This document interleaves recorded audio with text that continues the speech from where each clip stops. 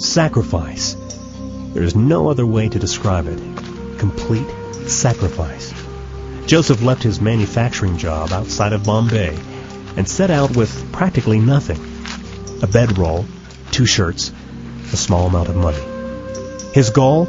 An area of Maharashtra so unreached that he would go door to door every day for 2 years and never meet another Christian. That God had called him there didn't mean it would be easy.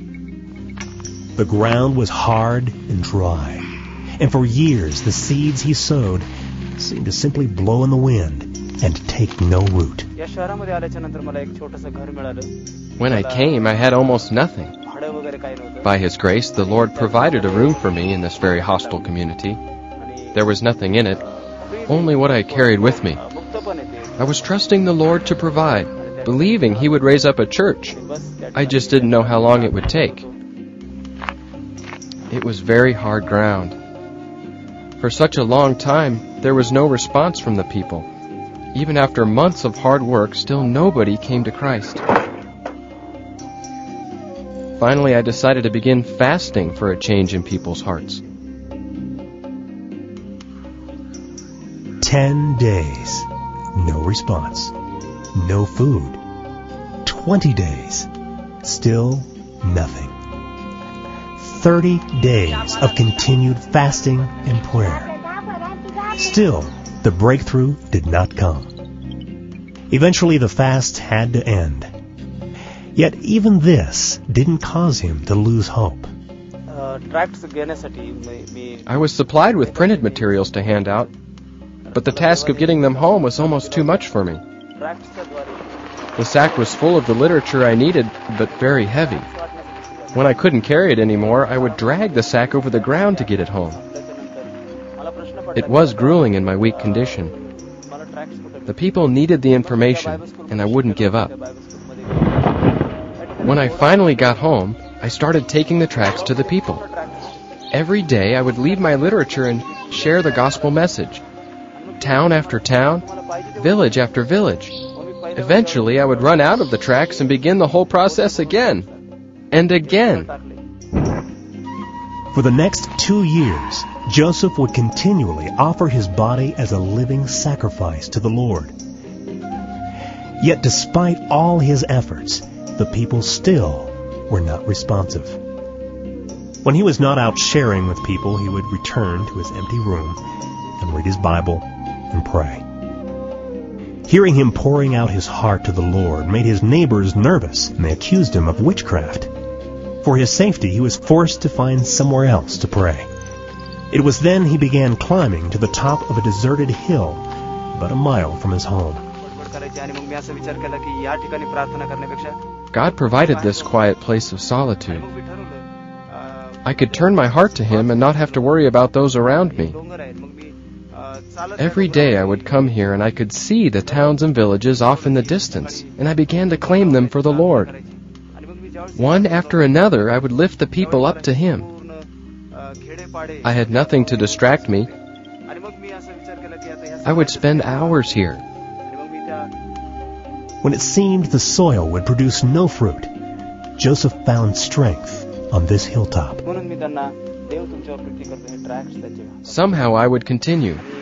From town to town, from village to village, I walked and spoke with the people. But no one would listen. Eventually, I thought I would go to the outcasts of society like Jesus did. I went to the poor, to the drunkards. But they grew angry and wrapped my tracts around large stones and threw them at me. Once I was beaten and pulled into a house. They told me I'd be killed for my faith. But a man came by and heard my cries and rescued me before they could finish. After the end of 2 years, Joseph was almost broken. I cried out to God to send me somewhere else, anywhere. Finally, the Lord said to me, "Don't pray for another place. I have put you in this place, and I will sustain you." It was then I was led to speak to the only people in this land who would listen to me.